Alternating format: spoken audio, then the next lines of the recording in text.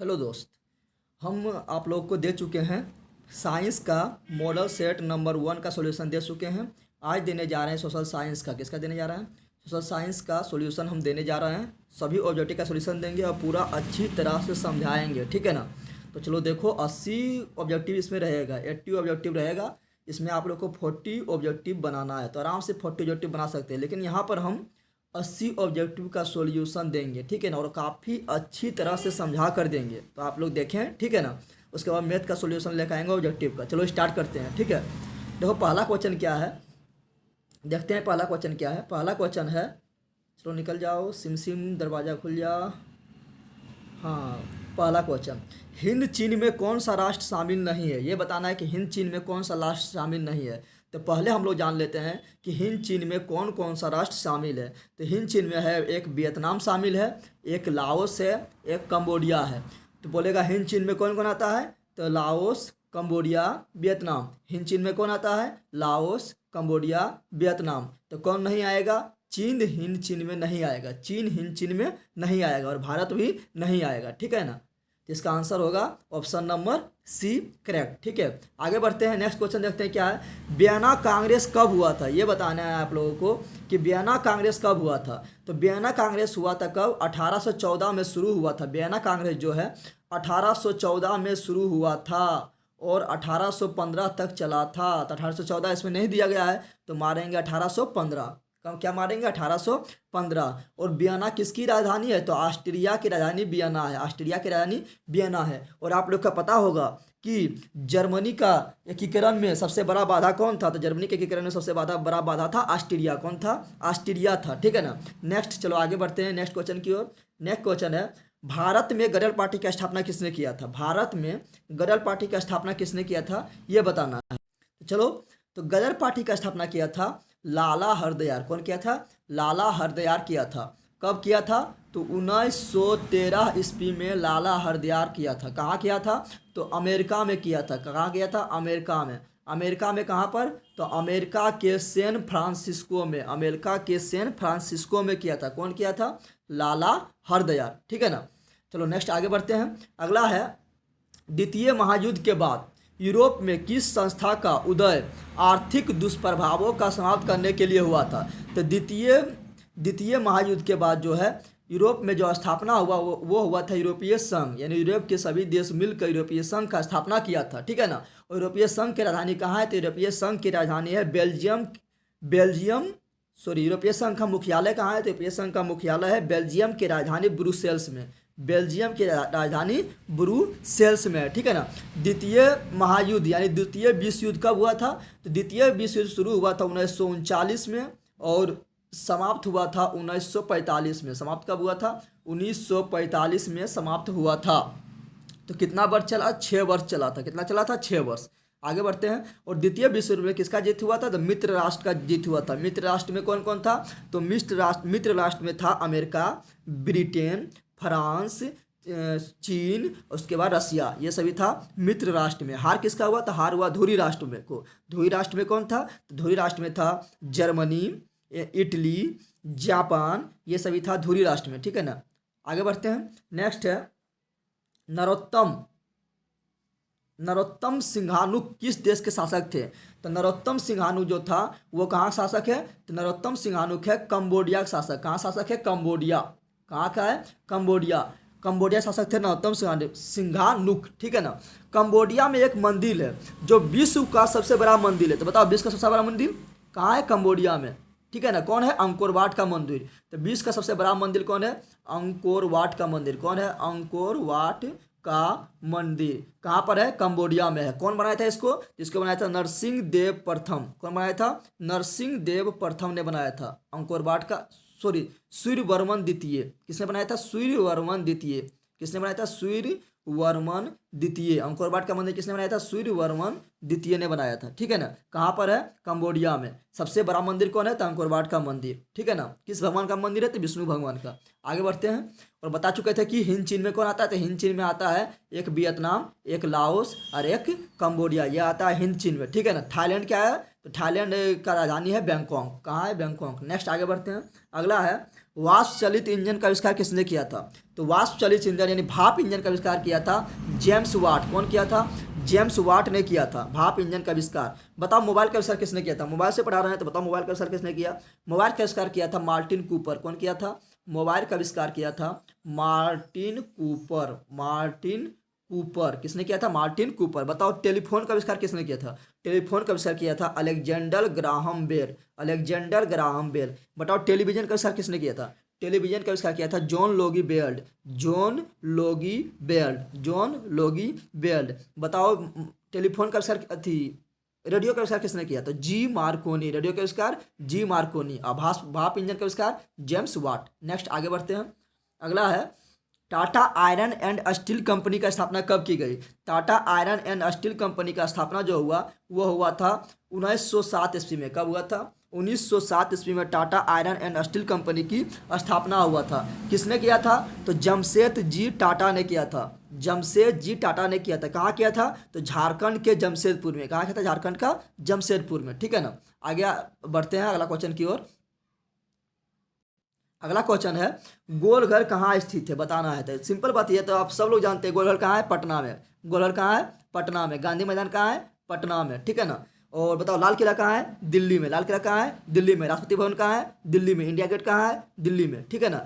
ताजमहल कहाँ है? आगरा में। तो गोलघर कहाँ है? पटना में। बताओ गोलघर का निर्माण कब हुआ था? बताओ गोलघर का निर्माण शुरू कब हुआ था? तो गोलघर का निर्माण शुरू हुआ था 1784 ईस्वी में। 1784 ईस्वी में गोलघर का निर्माण प्रारंभ हुआ था और 1786 ईस्वी में गोलघर बन के तैयार हो गया था। गोलघर बन के क्या हुआ? तैयार हो गया था। ठीक है ना। अच्छा गोलघर किस लिए बनाया गया? तो गोलघर बनाया गया था अनाज के भंडार हेतु। अनाज को वर्षा में भंडार करने के लिए, इसको सुरक्षित रखने के लिए गोलघर बनाया गया था। अच्छा गोलघर किसने बनवाया? तो जॉन गार्स्टीन। किसने बनाया था? जॉन गार्स्टीन। किसने बनाया था? जॉन गार्स्टीन। जॉन गार्स्टीन। जॉन गार्स्टीन। जॉन गार्स्टीन ने बनाया था गोलघर। नेक्स्ट आगे बढ़ते हैं। अगला है किस अमेरिकी राष्ट्रपति ने न्यू डील लागू की? तो वो राष्ट्रपति जो था जो न्यू डील लागू किया था वो था Franklin D Roosevelt. Franklin D Roosevelt. F से Franklin D Roosevelt. Franklin D Roosevelt जो है ये लागू किया था न्यू डील। अब्राहम लिंकन जो है ये क्या कहाँ का राष्ट्रपति है? तो अमेरिका का राष्ट्रपति था। क्या राष्ट्रपति था? 16वां राष्ट्रपति था। कौन था? 16वां राष्ट्रपति था। और सबसे अमेरिका का सबसे फेमस राष्ट्रपति यही है अब्राहम लिंकन। अब्राहम लिंकन ही ने कहा था कि लोकतंत्र जनता के द्वारा और जनता के लिए शासन है। किसने कहा था? तो अब्राहम लिंकन ने कहा था। किसने कहा था? Abraham Lincoln. और उसके राष्ट्रपति है इस 16वां राष्ट्रपति था। ठीक है ना। नेक्स्ट आगे बढ़ते हैं। अगला है नेपोलियन संहिता किस वर्ष लागू की गई? तो नेपोलियन संहिता जो है ये लागू किया गया था 1804 ईस्वी में। नेपोलियन के बारे में बताते हैं। नेपोलियन बोनापार्ट का जन्म जो हुआ था, नेपोलियन बोनापार्ट का जन्म हुआ था 1769 ईस्वी में। 1769 ईस्वी में फ्रांस में हुआ। कहाँ हुआ? फ्रांस में हुआ था। ठीक है ना। और इसका जो मृत्यु हुआ था कब हुआ? 1821 में। 1821 में हुआ था। कहाँ हुआ था? तो सेंट हेलिना द्वीप पर। सेंट हेलिना द्वीप। सेंट हेलिना द्वीप। सेंट हेलिना द्वीप पर हो गया क्योंकि 1815 ईस्वी में वाटरलू के युद्ध में 1815 ईस्वी में वाटरलू के युद्ध में इसको क्या किया था? ब्रिटेन और अमेरिका के लोग इसको गिरफ्तार करके सेंट हेलिना द्वीप पर भेज दिया 1815 ईस्वी में। वहाँ पर इसका मृत्यु हो गया था 1821 ईस्वी में। ठीक है ना। आगे बढ़ते हैं। नेक्स्ट है फ्रैंकफर्ट की संधि कब हुई? फ्रैंकफर्ट की संधि कब हुई ये बताना है। तो फ्रैंकफर्ट की संधि कब हुई? तो पहले ध्यान दो फ्रैंकफर्ट का जो संधि हुआ था वो तो हुआ था 1871 में। और फ्रैंकफर्ट के संधि के बाद जर्मनी का एकीकरण हुआ। जर्मनी का एकीकरण हुआ। और फ्रैंकफर्ट के संधि किसके किसके बीच हुआ? तो फ्रांस और पर्सा के बीच। फ्रांस और पर्सा के बीच। ठीक है ना।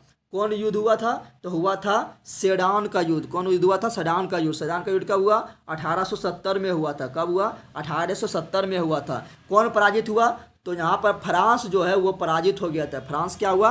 पराजित हो गया था। ठीक है ना। और उसके बाद फ्रैंकफर्ट की संधि हुआ। उसके बाद क्या हुआ? फ्रैंकफर्ट की संधि हुआ और जर्मनी का एकीकरण हो गया। कब हुआ? 1871 में। किसने किया? तो बिस्मार्क। किसने ने किया था? तो बिस्मार्क ने किया था। इसलिए जर्मनी का एकीकरण किसे कहा जाता है? तो बिस्मार्क को कहा जाता है। किसको कहा जाता है? बिस्मार्क को। इटली का एकीकरण भी कब हुआ? तो इटली का एकीकरण भी 1871 में हुआ था। इटली का एकीकरण कब हुआ? 1871 में हुआ। इटली का एकीकरण किसने किया था? तो इटली का एकीकरण 3 लोग किया था, 3 जन किया था। वो तीनों जन का नाम बताओ। तो एक था मेजिनी। कौन था? मेजिनी। कौन था? मेजिनी, जिसने यंग इटली या युवा इटली या यंग यूरोप का स्थापना किया था। दूसरा था काउंट काबुल। कौन था? काउंट काबुल। और तीसरा था गेरिबाल्डी। तीसरा था गेरिबाल्डी। ये तीनों मिलके यंग इटली की स्थापना, सॉरी, इटली का एकीकरण किया था। इटली का एकीकरण करवाया था। नेक्स्ट आगे बढ़ते हैं। कार्ल मार्क्स का जन्म कहाँ हुआ था? तो कार्ल मार्क्स का जन्म कहाँ हुआ ये बताना है। तो कार्ल मार्क्स का जन्म हुआ था कहाँ पर? बता दो आप लोग फटाक सा। तो कार्ल मार्क्स का जन्म हुआ था जर्मनी में। कहाँ हुआ था? कार्ल मार्क्स का जन्म हुआ था जर्मनी में। कार्ल मार्क्स का एक फेमस पुस्तक है, एक फेमस किताब है, उसका नाम बताओ। तो कार्ल मार्क्स का जो फेमस किताब है वो है दास कैपिटल। याद रखना, दास कैपिटल। क्या है? Das Kapital. दास कैपिटल किसका पुस्तक है? तो कार्ल मार्क्स का है। किसका है? कार्ल मार्क्स का है दास कैपिटल। बताओ वार एंड पीस किसका है? वार एंड पीस किसका पुस्तक है? ये पूछता है बहुत। वार एंड पीस किसका पुस्तक है? तो वार एंड पीस जो है ये है लियो टोल्स्टॉय। लियो टोल्स्टॉय। लियो टोल्स्टॉय का है। ठीक है ना। बताओ मेन कैंप यानी मेरा संघर्ष। मेन कैंप यानी मेरा संघर्ष पुस्तक के लेखक कौन है? तो वो है हिटलर। कौन है? हिटलर। हिटलर कहाँ का तानाशाह था? तो जर्मनी का। तो ये है हिटलर। मैन कैंप यानी मेरा संघर्ष का लेखक कौन है? तो वो है हिटलर। ठीक है, कौन है? हिटलर। नेक्स्ट क्वेश्चन की ओर बढ़ते हैं। नेक्स्ट क्वेश्चन है 1991 में निम्न में से कौन अस्तित्व में आया था? बताना है कि 1991 में निम्न में से कौन अस्तित्व में आया था, यानी 1991 में किसका स्थापना हुआ था। तो देखो हम बताते हैं। WTO। WTO का फुल फॉर्म होता है World Trade Organization. World Trade Organization. इसका स्थापना हुआ था 1 जनवरी 1995 को। 1 जनवरी 1995 को। और वर्ल्ड ट्रेड ऑर्गेनाइजेशन यानी विश्व व्यापार संगठन का मुख्यालय कहाँ है? तो स्विट्जरलैंड के जेनेवा में। स्विट्जरलैंड के कहाँ है? जेनेवा में है। ठीक है ना। और एक होता है WHO। क्या होता है? WHO। WHO मतलब World Health Organization. World Health Organization यानी विश्व स्वास्थ्य संगठन। ठीक है ना। इसका भी मुख्यालय कहाँ है? तो इसका भी मुख्यालय है जेनेवा में। गेट का स्थापना कब हुआ था? गेट का स्थापना हुआ था 1947 में। क्या हुआ था? 1947 में हुआ था। ठीक है। और इसका फुल फॉर्म होता है general agreement trade and tariff. नई आर्थिक नीति का स्थापना कब हुआ?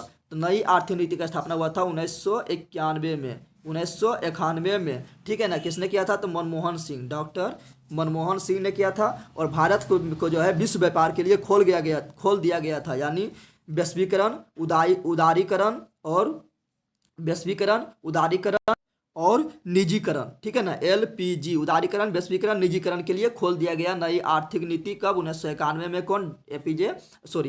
डॉक्टर मनमोहन सिंह। ठीक है ना। आगे बढ़ते हैं। नेक्स्ट क्वेश्चन है नई आर्थिक क्रियाओं में कौन प्राथमिक क्षेत्र से संबंधित है? देखो प्राथमिक क्षेत्र में कौन आएगा? कृषि प्राथमिक क्षेत्र में आएगा। और जितना भी पालन करते हैं, ठीक है, चाहे वो मुर्गी पालन हो या भेड़ पालन हो या गाय पालन हो या भैंस पालन हो या बत्तख पालन हो, कोई भी पालन हो, वो क्या आएगा? वो आएगा प्राथमिक क्षेत्र में। और जमीन के अंदर से खान कर यानी जमीन के अंदर से खदान से जो भी खनिज निकालते हैं वो भी क्या आएगा? प्राथमिक क्षेत्र में। ठीक है ना। और द्वितीय क्षेत्र में कौन आएगा? जो कारखाना में फैक्ट्री उक्टरी जो है वो आएगा द्वितीय क्षेत्र में। और सेवा वाला क्षेत्र जो है, जो हमको सेवा प्रदान करता है, जैसे बैंक हमको सेवा प्रदान करता है, हॉस्पिटल हमको सेवा प्रदान करता है, ये मोबाइल जो चला रहा है, नेट जो आ रहा है, ये क्या कर रहा है? सेवा प्रदान कर रहा है। एक टीचर क्या करता है? सेवा प्रदान करता है। तो वो आएगा तृतीय क्षेत्र में। किस में आएगा? तृतीय क्षेत्र में आएगा। ठीक है ना। और तृतीय क्षेत्र का योगदान कोई भी किसी देश की अर्थव्यवस्था में यानी किसी भी देश की कमाई में सबसे ज़्यादा योगदान किसका होता है? तृतीय क्षेत्र का होता है। ठीक है ना। और सबसे कम किसका होता है? प्राथमिक क्षेत्र का होता है। ठीक है ना। तो चलो बताओ कि प्राथमिक क्षेत्र से संबंधित है, प्राथमिक क्षेत्र का संबंधित नहीं है, बताना है। तो मत्स्य पालन, मुर्गी पालन, भेड़ पालन, बत्तख पालन, गाय पालन, भैंस पालन, बकरी पालन सब क्या है? प्राथमिक क्षेत्र। कृषि क्या है? प्राथमिक क्षेत्र। ठीक है ना। ये खादान से हम लोग क्या निकालते? खनिज निकालते, ये भी क्या है? प्राथमिक क्षेत्र। वन क्या है? प्राथमिक क्षेत्र, क्योंकि ये प्रकृति का है, ये क्या है? प्राथमिक क्षेत्र। लेकिन बैंकिंग जो है ये सेवा प्रदान करता है, तो ये क्या है? तृतीय क्षेत्र है। क्या है? तृतीय क्षेत्र है। ठीक है ना। तो इसका नंबर आंसर होगा B करेक्ट। नेक्स्ट आगे बढ़ते हैं। नेक्स्ट है जमशेदपुर, दुर्गापुर, भिलाई और सलेम किस उद्योग के केंद्र है? तो ध्यान दो, जमशेदपुर, दुर्गापुर, भिलाई और सलेम। तो जमशेदपुर है आयरन एंड स्टील के लिए, यानी लोहा के लिए है। दुर्गापुर भी आयरन स्टील के लिए है, भिलाई भी आयरन और स्टील के लिए है, और सलेम भी आयरन एंड स्टील के लिए। तो इसका आंसर होगा, answer number C is correct. ठीक है ना। जमशेदपुर जो है ये कहाँ है? झारखंड में। और बोकारो भी कहाँ है? वो भी आयरन एंड स्टील के लिए, वो भी है झारखंड में। दुर्गापुर ये है पश्चिम बंगाल में, वेस्ट बंगाल में। कहाँ है? वेस्ट बंगाल में। ठीक है ना। कहाँ पर है? वेस्ट बंगाल में। भिलाई जो है ये छत्तीसगढ़ में। कहाँ पर है? छत्तीसगढ़ में। सलेम जो है ये कहाँ पर है? तमिलनाडु में। कहाँ पर है? तमिलनाडु में। कहाँ पर? तमिलनाडु में। एक याद रखना, राउल केला, ये भी है लोहा इस्पात के लिए है, यानी आयरन एंड स्टील के लिए है। तो राउल केला क्या बता रहे हैं? बोल रहे हैं हम राउल केला। लाहौर केला कहाँ पर है? तो लाहौर केला है उड़ीसा में। कहाँ पर है? उड़ीसा में। लाहौर केला कहाँ पर है? उड़ीसा में। ठीक है ना। और विशाखापट्टनम कहाँ है? विशाखापट्टनम भी लोहा के लिए है, तो विशाखापट्टनम है आंध्र प्रदेश में। कहाँ है? आंध्र प्रदेश में। तो जमशेदपुर, झारखंड में दुर्गापुर, पश्चिम बंगाल में भिलाई, छत्तीसगढ़ में सलेम, तमिलनाडु में। सलेम कहाँ पर है? तमिलनाडु में है। और विशाखापट्टनम कहाँ है? विशाखापट्टनम आंध्र प्रदेश में। लाहौर किला कहाँ है? उड़ीसा में है। बोकारो कहाँ है? झारखंड में। इतना याद रखना। नेक्स्ट आगे बढ़ते हैं। प्रति व्यक्ति आय का आयस क्या है? देखो, प्रति व्यक्ति आय का मतलब क्या हुआ कि कोई भी देश, चाहे कोई भी देश हो, भारत हो या अमेरिका हो या पाकिस्तान हो या चीन हो, कोई भी देश हो, किसी भी देश में एक वर्ष के अंदर उत्पादन सभी वस्तु के आय, ठीक है ना, किसी भी देश में एक वर्ष के अंदर जितना भी वस्तु का उत्पादन हुआ, सभी का मूल्य का योग और उस व्यक्ति में जितना उस देश में जितना व्यक्ति है, अगर उससे भाग दे देंगे तो वो आएगा प्रति व्यक्ति। क्या आएगा? प्रति व्यक्ति आय। यानी हमको औसत निकालना पड़ेगा, यानी माध्य निकालना पड़ेगा। तो क्या होगा? औसत आय। क्या है? औसत आय। यानी एक साल के अंदर किसी भी देश में जितना भी पैसा आया है, जितना कमाई हुआ है, सबको जोड़ दो और सबको जोड़ के उसको जितना भी व्यक्ति उस देश में उससे भाग दे दो, तो आएगा क्या? प्रति व्यक्ति आय। यानी माध्य निकल जाएगा, औसत निकल जाएगा, तो प्रति व्यक्ति आय प्राप्त होगा। ठीक है ना। प्रति व्यक्ति आय भारत के किस राज्य का सबसे ज्यादा है? तो प्रति व्यक्ति आय भारत के गोवा राज्य का सबसे ज्यादा है। गोवा राज्य का प्रति व्यक्ति आय सबसे ज्यादा है। और किस राज्य का प्रति व्यक्ति आय सबसे कम है? अपना बिहार का प्रति व्यक्ति आय सबसे कम है। बिहार में किस जिला का प्रति व्यक्ति आय ज्यादा है?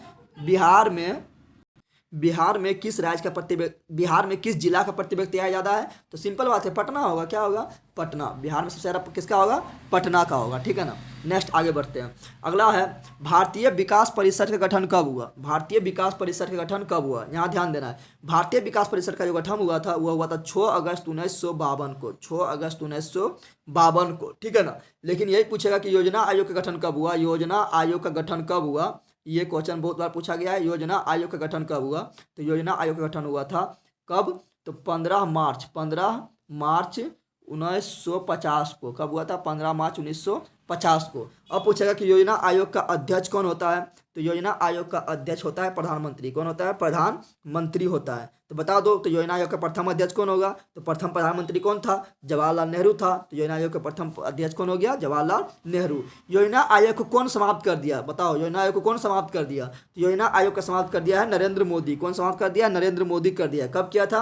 तो 31 दिसंबर 2014 को। यानी 2014 जब लास्ट हो रहा था, 31 दिसंबर 2014 को योजना आयोग को समाप्त कर दिया। कौन किया था? नरेंद्र मोदी। और योजना आयोग के स्थान पर एक दूसरा आयोग बुलाया था, जो था क्या? जो था नीति आयोग। क्या था? तो अभी योजना आयोग के स्थान पर है नीति आयोग। कौन है? नीति आयोग है। तो बताओ, नीति आयोग का अध्यक्ष कौन होगा? तो नीति आयोग का अध्यक्ष भी कौन होगा? प्रधानमंत्री होगा। कौन होगा? प्रधानमंत्री होगा। तो बता दो अभी नीति आयोग का अध्यक्ष कौन है? तो नीति आयोग का अध्यक्ष अभी प्रधानमंत्री कौन है? नरेंद्र मोदी है। नीति आयोग का स्थापना कब हुआ? तो नीति आयोग का स्थापना हुआ था 1 जनवरी 2015 को। 1 जनवरी 2015 को नीति आयोग का स्थापना हुआ। इतना आप लोग को पता रखना है। नेक्स्ट आगे बढ़ते हैं।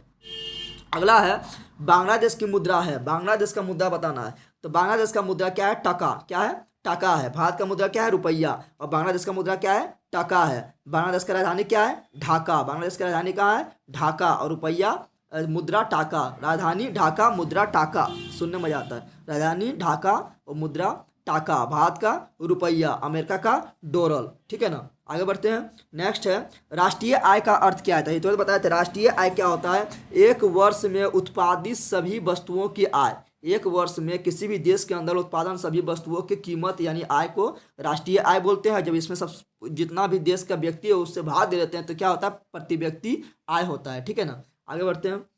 भारत में उपभोक्ता संरक्षण कानून कब लागू हुआ? तो भारत में उपभोक्ता संरक्षण कानून जो लागू हुआ था 1986 में लागू हुआ। कब हुआ था? 1986 में लागू हुआ था, ये याद रखना है। अब बताना है आप लोगों को, भारत में जो लागू हुआ था क्या, सूचना, हाँ सूचना सूचना कानून कब लागू हुआ? बताओ, सूचना कानून कब लागू हुआ? तो 2005 में लागू हुआ था। कब हुआ था? 2005 ईस्वी को सूचना का अधिकार लागू हुआ था। सूचना का अधिकार लागू हुआ था। कहाँ से हुआ था? तो कहाँ से? राजस्थान से। कहाँ से हुआ था? राजस्थान से हुआ था। बताओ, भारत में जो है पंचायती राज का शुरुआत कब हुआ था? बताओ, बिहार में पंचायती राज का शुरुआत कब हुआ था, ये बताना है। तो बिहार में जो पंचायती राज का शुरुआत हुआ था वो हुआ था 2 अक्टूबर 1959 यानी 1959 को हुआ था। 2 अक्टूबर 1959 को भारत में पंचायती राज का शुरुआत हुआ था। कहाँ से हुआ था? तो राजस्थान से। यानी सूचना का अधिकार भी राजस्थान से और पंचायती राज भी राजस्थान से। ठीक है ना, कब हुआ था? 2 अक्टूबर 1959 को। अच्छा, भारत में कैसा कैसा पंचायती व्यवस्था है? तो त्रिस्तरीय। कौन है? त्रिस्तरीय है। कैसा है? तो बिहार में भी कैसा है? तो बिहार में जो पंचायत है ये कैसा है? तो त्रिस्तरीय है। क्या है? त्रिस्तरीय पर ग्राम लेवल पर ग्राम पंचायत और ब्लॉक लेवल पर पंचायत समिति और जिला लेवल पर जिला परिषद। ठीक है ना, ये 3 स्तर होता है। अच्छा, त्रिस्तरीय समिति जो है ये किसने दिया था? तो बलवंत राय मेहता। किसने दिया था? ये त्रिस्तरीय पंचायत का जो गठन का योगदान दिया था, ये किसने दिया था? तो बलवंत राय मेहता। एक पूछता है कि बताओ, भारत में सर्वप्रथम नगर निगम का स्थापना कहाँ हुआ? तो भारत में सर्वप्रथम नगर निगम का स्थापना हुआ था चेन्नई में। कहाँ हुआ था? भारत में सर्वप्रथम नगर निगम का स्थापना कहाँ हुआ? चेन्नई। बोलो, चेन्नई में हुआ था। ठीक है ना, आगे बढ़ते हैं। नेक्स्ट है, भूमि विकास बैंक द्वारा किस प्रकार का ऋण प्रदान किया जाता है? तो भूमि विकास बैंक जो है जिसको बोलते हैं नाबार्ड। क्या बोलते हैं? नाबार्ड। नाबार्ड का फुल फॉर्म क्या होता है? नाबार्ड जिसको बोलते हैं, क्या बोलते हैं? नाबार्ड। NABARD।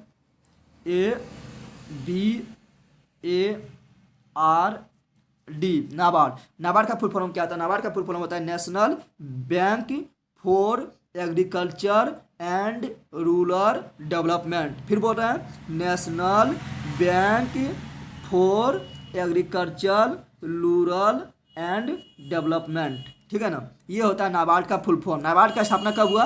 तो नाबार्ड का स्थापना हुआ था 12 जुलाई 1982 को। 1982 को नाबार्ड का स्थापना हुआ था। ठीक है ना, और नाबार्ड जो ऋण देता है वो होता है क्या? दीर्घकालीन होता है, यानी लंबा समय के लिए ऋण देता है। ये कुछ और फुल फॉर्म में बताओ, जैसे आरबीआई का फुल फॉर्म क्या होगा? तो आरबीआई का फुल फॉर्म होगा reserve bank of India. Reserve bank of India. पूछेगा भारत का केंद्रीय बैंक कौन है? तो आरबीआई है। आरबीआई का स्थापना कब हुआ? तो आरबीआई का स्थापना हुआ था 1 अप्रैल 1935 को आरबीआई का स्थापना हुआ। पूछेगा आरबीआई के राष्ट्रीयकरण कब हुआ?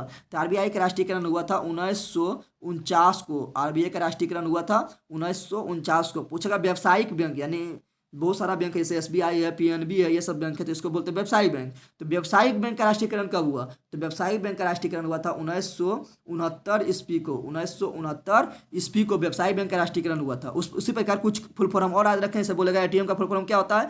तो ऑटोमेटेड टेलर मशीन। ठीक है ना, ऑटोमेटेड टेलर मशीन यानी स्वचालित टेलर मशीन। ठीक है ना। पूछेगा जीडीपी फुल फॉर्म क्या होता है? तो gross domestic product. Gross domestic product, सकल घरेलू उत्पाद। पूछेगा एनडीपी फुल फॉर्म क्या होता है? तो net domestic product. Net domestic product. ठीक है ना, शुद्ध घरेलू उत्पाद। ठीक है ना। उसी प्रकार पूछेगा बताओ कि डब्ल्यूएचओ फुल फॉर्म क्या होता है? तो वर्ल्ड हेल्थ ऑर्गेनाइजेशन, विश्व स्वास्थ्य संगठन। वर्ल्ड हेल्थ ऑर्गेनाइजेशन, विश्व स्वास्थ्य संगठन, जिसका मुख्यालय कहाँ है? जेनेवा में। स्थापना कब हुआ? 7 अप्रैल 1948 को। पूछेगा डब्ल्यूटीओ। डब्ल्यूटीओ का फुल फॉर्म क्या होता है? तो World Trade Organization. World Trade Organization, जिसका हिंदी होता है विश्व व्यापार संगठन। स्थापना कब हुआ? 1 जनवरी 1995 को। इसका मुख्यालय कहाँ है? तो जेनेवा। जेनेवा कहाँ है? स्विट्जरलैंड में। कहाँ है? स्विट्जरलैंड में। तो ये सभी फुल फॉर्म आप लोग जरूर पता करके रखें। ठीक है ना, सभी आपका बुक से संबंधित है और इकोनॉमिक्स में मिलेगा। ये सभी फुल फॉर्म पूछा भी जाता है। ठीक है। नेक्स्ट है, भारत में किस प्रकार की आर्थिक प्रणाली पाई जाती है? तो देखो, भारत में जो है ना, पहले ध्यान दो, पूंजीवादी मतलब होता है कि सभी चीज़ प्राइवेट। तो अमेरिका में जो है वो पूंजीवादी है। क्या है? पूंजीवादी है। साम्यवादी का मतलब होता है कि सभी सिर्फ सरकारी, यानी सभी कंट्रोल जो है सरकार के हाथ में रहेगा। तो रूस और चीन में क्या है, समाजवादी है, ठीक है ना। लेकिन भारत क्या किया, ये दोनों है, ठीक है ना, यानी दोनों मिला ले तो हो गया खिचड़ी, खिचड़ी यानी मिश्रित, क्या हो गया, मिश्रित। तो भारत में जो आर्थिक प्रणाली वो क्या है, मिश्रित अर्थव्यवस्था है, क्या है, मिश्रित अर्थव्यवस्था है। यानी भारत में आपको देखो प्राइवेट भी मिलेगा और सरकारी भी मिलेगा, प्राइवेट स्कूल सरकारी स्कूल, प्राइवेट हॉस्पिटल सरकारी हॉस्पिटल, प्राइवेट गाड़ी सरकारी गाड़ी, प्राइवेट बैंक सरकारी बैंक, यानी आपको हर जो क्षेत्र में आपको प्राइवेट और सरकारी मिलेगा। तो इसको बोलते हैं मिश्रित, क्या बोलते हैं, मिश्रित। भारत के साथ अर्थव्यवस्था है तो मिश्रित अर्थव्यवस्था है, ठीक है ना। आगे बढ़ते हैं। नेक्स्ट है नागा अर्जुन सागर परियोजना संबंधित है। नागा अर्जुन सागर परियोजना किससे संबंधित है ये बताना है, ठीक है ना। अब देखो यहाँ नागा अर्जुन, तो बताओ अर्जुन, तो महाभारत में आप लोग देखे होंगे, अर्जुन के बारे में सुने होंगे। अर्जुन क्या करता है, नीचे देखता है, पानी देखता है, और क्या करता है, ऊपर मछली के आँख को भेज देता है, तो वही है अर्जुन। तो अर्जुन का सारथी कौन रहता है, यानी अर्जुन का रथ कौन चलाता है महाभारत में, तो अर्जुन का रथ चलाता है कौन, कृष्ण भगवान चलाता है। कौन चलाता है, कृष्ण भगवान। तो इसका होगा आंसर होगा कृष्णा नदी, क्या होगा, कृष्णा नदी। तो नागा अर्जुन सागर परियोजना कहाँ पर है, कृष्णा नदी पर है। और ये कौन राज्य में है, तो कृष्ण भगवान नाटक करता था, कृष्ण भगवान क्या करता था, नाटक करता था। तो ये कौन राज्य में है, कर्नाटक। कहाँ पर है, कर्नाटक में। और कुछ बताते हैं जो काफ़ी इंपॉर्टेंट है। जैसे पूछेगा क्या, बताओ कि सब भारत का सबसे ऊंचा बांध कौन है, भारत का सबसे ऊंचा बांध, भारत का सबसे ऊंचा बांध कौन है, टिहरी बांध। कौन है, टिहरी बांध। भारत का सबसे ऊंचा बांध टिहरी बांध, भारत का सबसे ऊंचा बांध टिहरी बांध, ठीक है ना। कहाँ पर है, तो भागीरथी नदी पर है। कहाँ है, भागीरथी नदी पर है। किस राज्य में है, तो उत्तराखंड में है। किस राज्य में है, उत्तराखंड में है। पूछेगा भारत का सबसे बड़ा बांध, यानी बड़ा मतलब इस तरह, ऊंचा मतलब ऐसे है, बड़ा मतलब ऐसे, ठीक है ना। तो भारत का सबसे बड़ा बांध कौन है, तो बड़ा बांध कौन है बताओ जल्दी। तो भारत का सबसे बड़ा बांध है हीराकुंड बांध, क्योंकि आपको हीरा मिलेगा तो आप बड़ा आदमी बन जाएंगे, यानी लंबा आदमी हो जाएंगे, यानी बड़ा आदमी हो जाएंगे। तो भारत का सबसे बड़ा बांध कौन है, हीराकुंड बांध, यानी लंबा बांध कौन है, हीराकुंड बांध। आप जब आपको हीरा मिलेगा तो क्या आप वहाँ रुकेंगे नहीं, फटाक से ना उड़ जाएंगे, उड़ जाएंगे, घर में जाकर रुकेंगे, यानी उड़ जाएंगे। तो हीराकुंड बांध कहाँ है, उड़ीसा में। कहाँ पर है, उड़ीसा में। कहाँ पर है, उड़ीसा में। और जब आपको हीरा मिल जाएगा तो आप क्या महान आदमी बन जाएगा। तो हीराकुंड बांध कौन नदी पर है, तो महानदी पर है। हीराकुंड बांध कौन नदी पर है, तो महानदी पर हीराकुंड बांध है, ठीक है ना, याद रखना। फिर पूछेगा बताओ कि भाखड़ा नांगाल परियोजना, भाखड़ा नांगाल परियोजना किस नदी पर है, तो भाखड़ा नांगाल परियोजना है सतलज नदी पर, सतलज नदी पर, सतलज नदी पर, ठीक है ना। कहाँ पर है, हिमाचल प्रदेश में। कहाँ पर है, हिमाचल प्रदेश में। पूछेगा सरदार सरोवर बांध, सरदार सरोवर बांध किस नदी पर है, तो सरदार सरोवर बांध है किस नदी पर, तो वो है नर्मदा नदी पर। कहाँ है, नर्मदा नदी पर, एमपी में, ठीक है, यानी मध्य प्रदेश में। आगे बढ़ते हैं। अगला है 26 दिसंबर 2004 को विश्व का कौन सा भाग सुनामी से प्रभावित था, तो 26 दिसंबर 2004 को जो है बंगाल की खाड़ी में, बंगाल की खाड़ी में बहुत बड़ा सुनामी आया था। क्या होता है, बहुत बड़ा सुनामी आया था। देखो बंगाल की खाड़ी आप लोग को दिखाते हैं, देखो दिख जा, हाँ देखो ये क्या है, भारत है। और भारत का जो इधर दिख रहा है आप लोग का, ये जो दिख रहा है, ये वाला जो दिख रहा है, ये क्या है, बंगाल की खाड़ी। क्या है, बंगाल की खाड़ी, जहाँ गंगा अपना जल गिराती है, तो ये क्या है, बंगाल की खाड़ी, ठीक है ना। आगे बढ़ते हैं।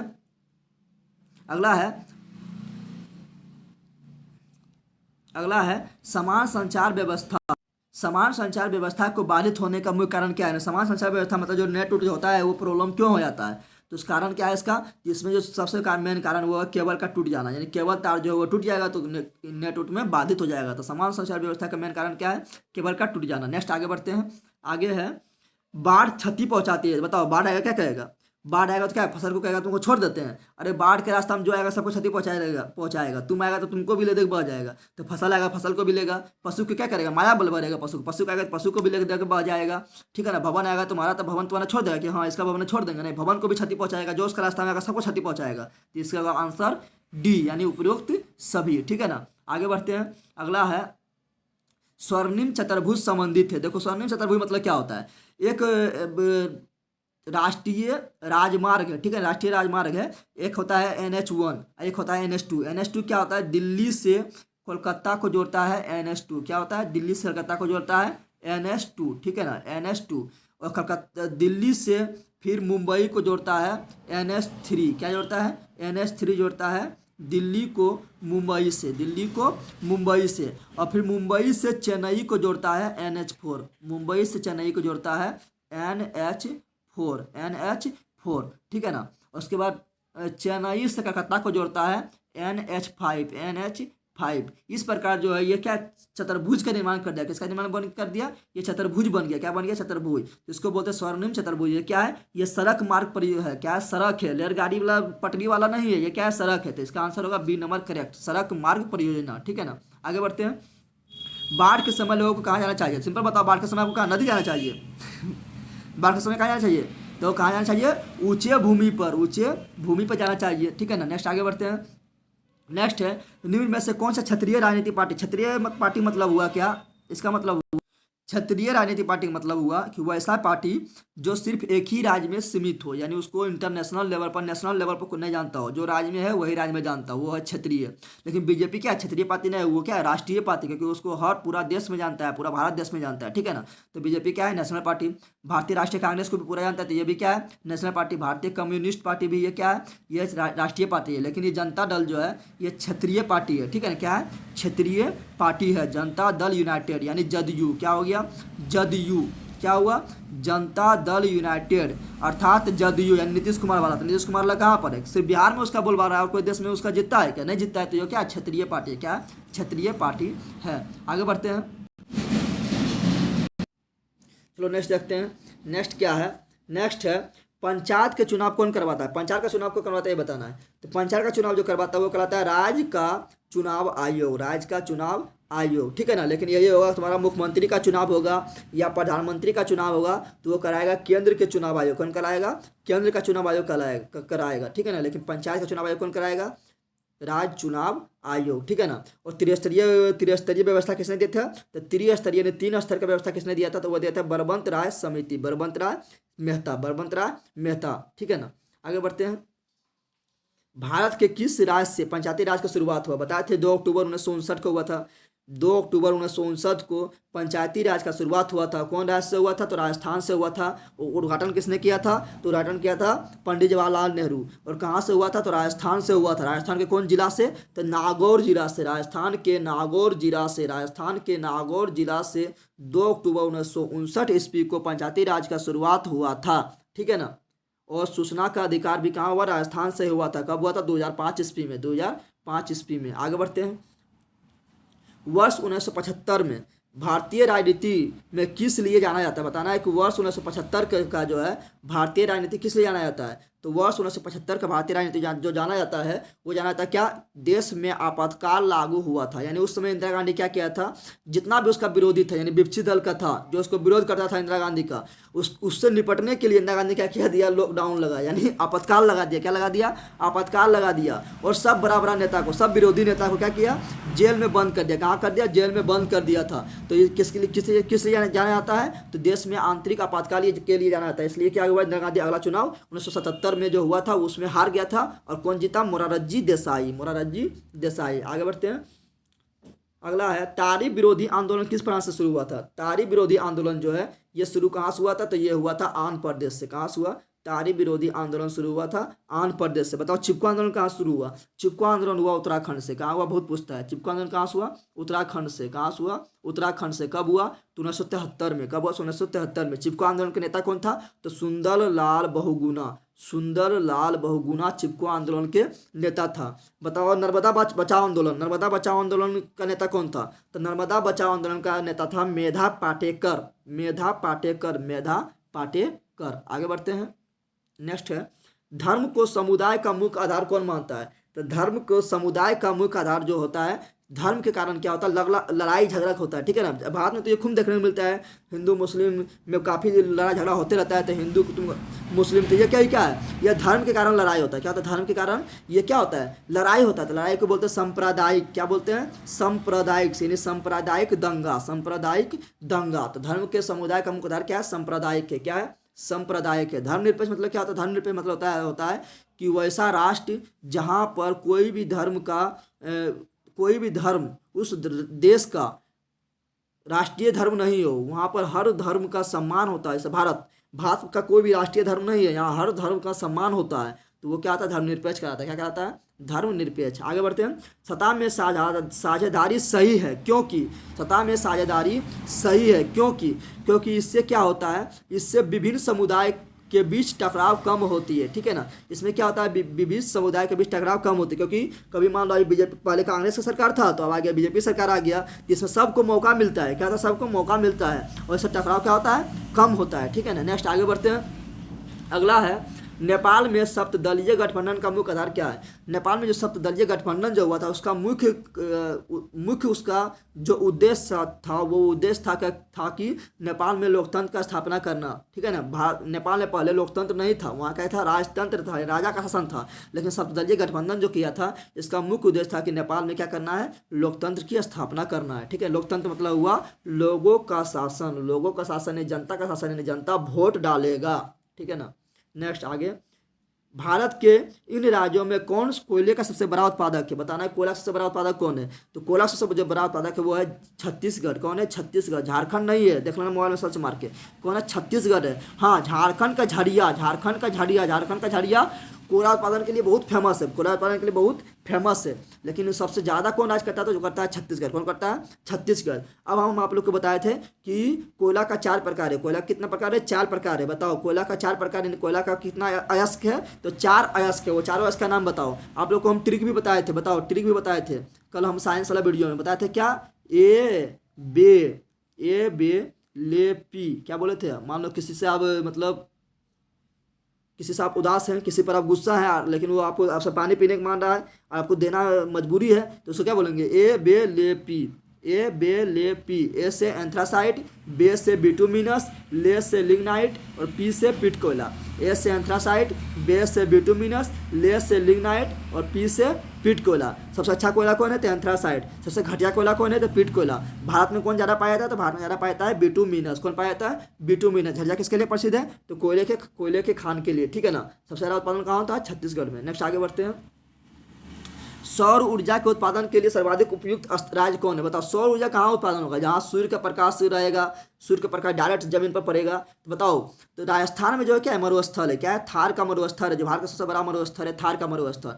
तो वहाँ पर सूर्य के प्रकाश को रोकने वाला कोई नहीं है और रेगिस्तान जल्दी गर्म हो जाता है, तो वहाँ पर क्या होगा, सौर ऊर्जा का उत्पादन क्या होगा, ज़्यादा हो जाएगा। वहाँ सोलर प्लेट लगाते हैं तो सौर ऊर्जा का उत्पादन क्या होगा, ज़्यादा होगा। जैसे क्या होगा, राजस्थान। क्या आंसर होगा, राजस्थान, ठीक है ना। नेक्स्ट आगे बढ़ते हैं। अगला है बिहार की पहली नदी घाटी परियोजना कौन है, तो बिहार का जो पहली नदी घाटी परियोजना है वो है गंडक नदी घाटी परियोजना। कौन है, गंडक नदी घाटी परियोजना बिहार के पहली नदी घाटी परियोजना है, ठीक है ना, याद रखना है, ठीक है। कोसी नदी क्या है, बिहार का शोक कहलाता है। कोसी नदी क्या कहलाता है, बिहार का शोक। यानी ये क्या करता है, जो उत्तर बिहार का जो होंगे वो बताना कि वहाँ पर कोसी नदी क्या करता है, बहुत तेज रफ्तार से बहता है, नेपाल से निकलता है, बहुत तेज रफ्तार से बहता है। और क्या करेगा, ये कोसी नदी इतना बदमाश कोसी नदी है, ये क्या करेगा, ये अपना रास्ता बदल लेता है, ठीक है ना। कभी कभी मान लो कि अगर ये रास्ता से बह रहा है तो इसका मन किया तो यहाँ पर घपना देगा, आप साथ जमा कर देगा और आपका खटिया तरह से बहने लगेगा, ठीक है ना, आपका घर से भी बहने लगेगा। यानी ये रास्ता बदलते रहता है, कभी यहाँ से बह रहा है तो कभी यहाँ से बहने लगेगा, कभी इधर से बहने लगेगा, कभी इधर से बहने लगेगा। तो ये रास्ता बदलने के लिए कुख्यात है कोसी नदी, और उत्तर बिहार में जो है भारी भयंकर तबाही लाता है, इसलिए इसको कहा जाता है बिहार का शोक, ठीक है ना। उत्तर बिहार से कोई तो बताना इसको कमेंट करके, सही बात है गलत बात है, ठीक है ना। नेक्स्ट आगे बढ़ते हैं। सुंदरबन टाइगर रिजर्व कहाँ है, सुंदरबन टाइगर रिजर्व कहाँ है, तो सुंदरबन डेल्टा जो है सुंदरबन डेल्टा जो है ये भारत का सबसे बड़ा डेल्टा है, भारत का सबसे बड़ा डेल्टा है। तो बताओ ये कहाँ है, पश्चिम बंगाल में। कहाँ पर है, पश्चिम बंगाल में है। तो सुंदरबन टाइगर रिजर्व भी कहाँ होगा, पश्चिम बंगाल में होगा। जिम कॉर्बेट टाइगर रिजर्व कहाँ है, उत्तराखंड में है, ठीक है ना, जो भारत का सबसे पुराना टाइगर रिजर्व है। आगे बढ़ते हैं। आगे है भारत में सबसे लंबा बांध कौन है, तो अभी थोड़ा बताते हैं। भारत में सबसे लंबा बांध यानी बड़ा बांध तो कौन है, हीराकुंड बांध। कौन है, हीराकुंड बांध है। किस नदी पर है, तो महानदी पर है। कहाँ पर है, उड़ीसा में है। कहाँ पर है, उड़ीसा में। भाखड़ा नंगाल बांध कौन नदी पर था, तो भाखड़ा नंगाल बांध था सतलज नदी पर। कहाँ था, हिमाचल प्रदेश में। नागा अर्जुन सागर बांध कौन था, अर्जुन मतलब उसका सारथी कृष्ण। तो नागा अर्जुन सागर पर बांध कहाँ है, कृष्णा नदी पर है। कहाँ पर है, कर्नाटक में है। टिहरी बांध बताए थे भारत का सबसे ऊंचा बांध, भारत का सबसे ऊंचा बांध टिहरी बांध। कहाँ पर है, उत्तराखंड में। किस नदी पर है, तो भागीरथी नदी पर, ठीक है ना। आगे बढ़ते हैं। अगला है कौन प्राथमिक ऊर्जा का उदाहरण नहीं है, प्राथमिक ऊर्जा का उदाहरण नहीं है, बताना है। प्राथमिक ऊर्जा मतलब हुआ कि जिसको हम जमीन के अंदर से निकाले और उससे डायरेक्ट हमको ऊर्जा मिले तो वो प्राथमिक ऊर्जा। लेकिन उसको अगर हम कुछ जला उला कर कोई दूसरा ऊर्जा को उत्पादन करते तो उसको बोलेंगे द्वितीयक ऊर्जा। तो कोयला निकालते हैं, कोयला से डायरेक्ट ऊर्जा मिलता है, प्राथमिक ऊर्जा है। पेट्रोलियम से डायरेक्ट ऊर्जा मिलता है, तो प्राथमिक ऊर्जा है। प्राकृतिक गैस से डायरेक्ट ऊर्जा मिलता है, तो क्या है, ये प्राथमिक ऊर्जा है। लेकिन विद्युत जो है ये प्राथमिक ऊर्जा नहीं है। पहले कोयला जलाते हैं, यानी प्राथमिक ऊर्जा को जलाते हैं, तब फिर क्या होता है, फिर करंट उत्पन्न होता है, तो ये क्या है, द्वितीयक ऊर्जा है, प्राथमिक ऊर्जा नहीं है, ठीक है ना। आगे, पूर्व मध्य रेलवे का मुख्यालय कहाँ है बताना है। पूर्व मध्य रेलवे का मुख्यालय कहाँ है, तो पूर्व मध्य रेलवे का मुख्यालय है हाजीपुर, यानी हाजीपुर बिहार, हाजीपुर बिहार। कहाँ पर है, हाजीपुर बिहार में पूर्व मध्य रेलवे का मुख्यालय है। उत्तरी रेलवे का कहाँ पर है, नई दिल्ली में, ठीक है ना।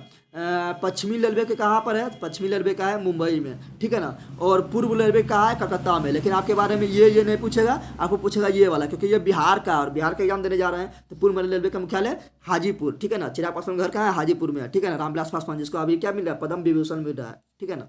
तो कहाँ पर है, हाजीपुर। आगे बढ़ते हैं। अगला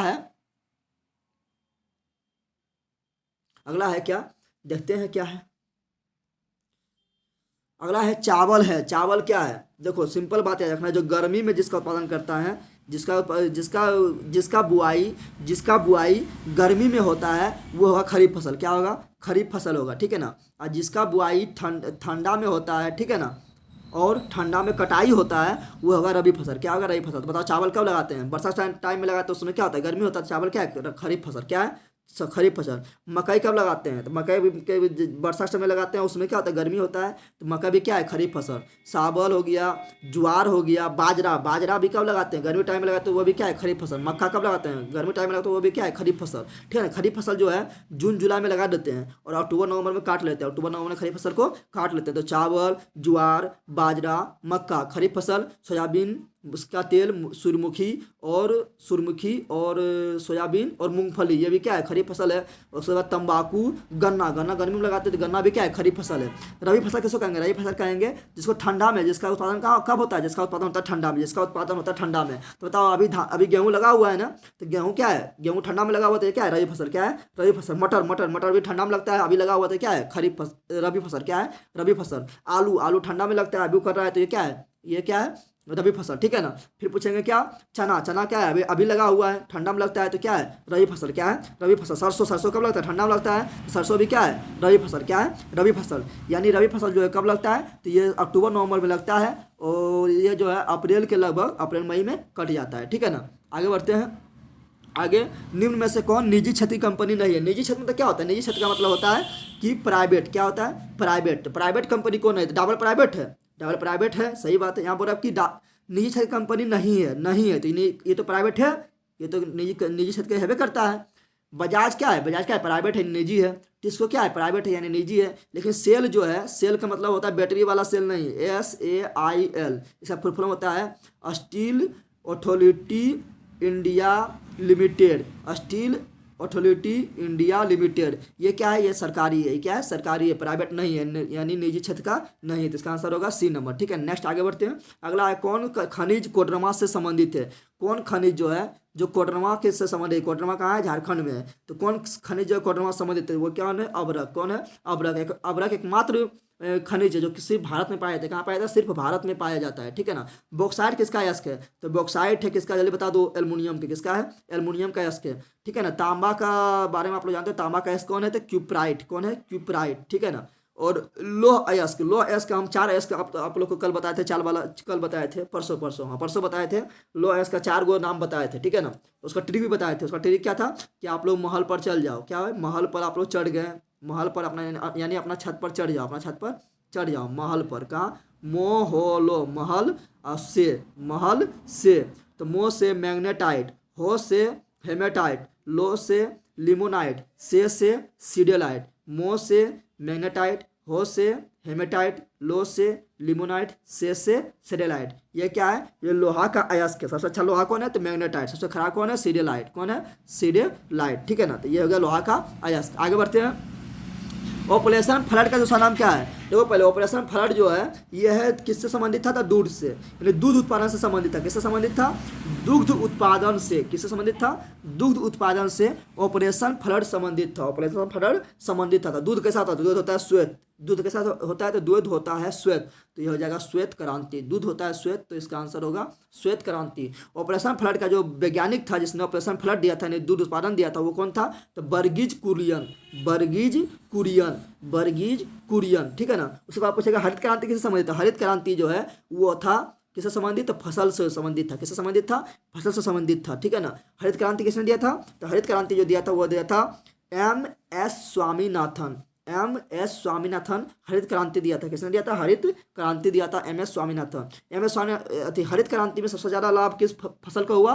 तो वो हुआ था गेहूं को। किससे हुआ था? गेहूं को। और हरित क्रांति कब आया था? 1966-67 में, 1966-67 ईस्वी में हरित क्रांति आया था। नेक्स्ट आगे बढ़ते हैं। अगला है, लीची के उत्पादन के लिए बिहार का कौन सा 2 जिले फेमस है? आप लोग जानते हैं कि लीची के उत्पादन के लिए कौन है? तो कौन है? तो मुजफ्फरपुर फेमस है। आप लोग सुने हैं कि 2019 में एक क्या हुआ था? चमकी बुखार। क्या हुआ था? चमकी बुखार। और चमकी बुखार में क्या अफवाह फैल गया था कि जो है ना अथी लीची खाने से जो क्या होता है, चमकी बुखार हो जाता है, ठीक है ना।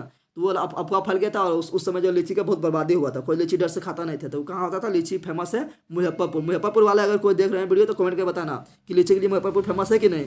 जरूर, हाँ, मुजफ्फरपुर क्या है? लीची के लिए फेमस। दूसरा नंबर कौन है? वैशाली। कौन है? वैशाली। मुजफ्फरपुर के नीचे है वैशाली, ठीक है, उसके बगल में है। आगे बढ़ते हैं। अगला, आय तथा उपभोग का अंतर। आय तथा उपभोग का अंतर। तो आय तथा उपभोग का अंतर, आय मतलब जितना कमाए, आय मतलब जितना कमाए, उपभोग मतलब खर्चा जो कर दिए, उपभोग मतलब खर्चा जो कर दिए। तो आप मान लो 100 रुपया कमाए, आपका आय कितना है? 100 रुपया है। उपभोग यानी खर्चा कर दिया 50 टका, खर्चा कर दिया 50 टका, तो जो बचा उसको बोल देंगे बचत। क्या बोलेंगे? बचत। तो हो जाएगा बचत कहलाता है। क्या कहलाता है? बचत कहलाता है। नेक्स्ट आगे बढ़ते हैं। अगला है, इनमें से कौन व्यापारिक बैंक की जमा का प्रकार नहीं है? जमा का प्रकार कौन नहीं है बताना है। तो देखो, अस्थायी जमा यानी मान लो पैसा को अस्थायी जमा कर, जमा तो की है, तो जमा है ये। चालू जमा नहीं होता है, करंट होता है ना, करंट बैंक नहीं होता, करंट बैंक है, सेविंग बैंक है, तो ये क्या है? करंट खाता हो गया। आवर्ती जमा ये भी है, लेकिन अधिविकर्ष ये नहीं है, ठीक है ना। तो इसका आंसर होगा सी नंबर। नेक्स्ट आगे बढ़ते हैं। पूंजी बाजार में क्या है? पूंजी बाजार में किस प्रकार के ऋणों को लेन देन होता है? तो पूंजी के लिए मान लो आपको लेना है, ब्याज लेना है, ठीक है ना, पैसा लेना है। तो पूंजी के लिए आप तो थोड़ा समय के लिए तो नहीं लेंगे, आप क्या लेंगे? दीर्घ ऋण लेंगे, यानी लंबा समय के लिए लेंगे, तो होगा दीर्घ ऋण। क्या होगा? दीर्घ ऋण। आगे बढ़ते हैं। किसने कहा कि ग्राहक हमारे दुकान में आने वाले सबसे महत्वपूर्ण व्यक्ति है, वह हम पर निर्भर नहीं, हम उन पर निर्भर है। सही बात बोला कि ग्राहक जो है, हम उस पर हम निर्भर नहीं, वह ग्राहक जो है वो हम पर निर्भर नहीं है, बल्कि हम उस पर निर्भर है। किसने कहा था? तो महात्मा गांधी। किसने कहा था? अब महात्मा गांधी आ गया तो चलो इसके बारे में बता देते हैं। महात्मा गांधी का जन्म कब हुआ? महात्मा गांधी का जन्म हुआ था 2 अक्टूबर 1869 ईस्वी को। 2 अक्टूबर 1869 ईस्वी को महात्मा गांधी का जन्म हुआ था। और कहाँ हुआ था? तो हुआ था पोरबंदर, गुजरात में। पोरबंदर, गुजरात में जन्म हुआ था। महात्मा गांधी जो भारत कब आया था? विदेश से यानी अफ्रीका से भारत कब लौटा था? तो 9 जनवरी 1915 को। 9 जनवरी 1915 को महात्मा गांधी द्वारा भारत में किया गया प्रथम सत्याग्रह कौन था? तो चंपारण सत्याग्रह। कौन था? चंपारण सत्याग्रह। चंपारण सत्याग्रह महात्मा गांधी कब किया था? तो 1917 में किया था। कब किया था? 1917 में किया था। कौन चंपारण? तो पश्चिमी चंपारण। पश्चिमी चंपारण जो देखना बिहार में सबसे ऊपर है, नेपाल से सटा हुआ है, ठीक है ना। पश्चिमी चंपारण का अगर कोई है तो कमेंट करना, ठीक है ना। पश्चिमी चंपारण क्या है? पश्चिमी चंपारण। तो पश्चिमी चंपारण में किया था। कब किया था? 1917 में, ठीक है ना। और महात्मा गांधी को जो है पश्चिमी चंपारण कौन बुलाया था आंदोलन करने के लिए? बुलाया था राजकुमार शुक्ल। कौन बुलाया था? राजकुमार शुक्ल बुलाया था। महात्मा गांधी जो है बताओ असहयोग आंदोलन कब किया था? तो महात्मा गांधी असहयोग आंदोलन किया था 1920 ईस्वी में। कब किया था? 1920 ईस्वी में असहयोग आंदोलन किया था। और असहयोग आंदोलन को वापस कब ले लिया? तो असहयोग आंदोलन को वापस ले लिया था 1922 ईस्वी में। 1922 ईस्वी में। 1922 ईस्वी में क्यों ले लिया था? क्योंकि 1922 ईस्वी में हो गया था चौरा चौरी कांड।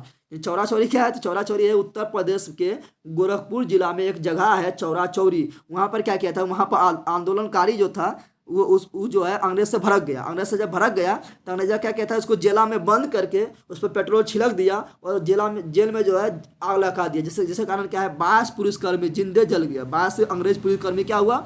जिंदे जल गया था। जिसके कारण महात्मा गांधी क्या कहता? बोला था कि यह आंदोलन जो है हिंसक हो गया है, इसलिए हम इसको वापस लेते हैं। तो 1922 ईस्वी को महात्मा गांधी क्या कहता? असहयोग आंदोलन वापस ले लिया। क्यों लिया था? चौरा चौरी कांड के कारण लिया था। उसके बताओ कि महात्मा गांधी जो है ये सविनय अवज्ञा आंदोलन कब किया था? तो महात्मा गांधी जो सविनय अवज्ञा आंदोलन किया था 1930 ईस्वी में। कब किया था? 1930 ईस्वी में। कहाँ से किया था? तो साबरमती से दांडी की यात्रा के लिए किया था, ठीक है ना। तो पूछेगा महात्मा गांधी ने दांडी यात्रा कब किया था? तो 1930 ईस्वी में।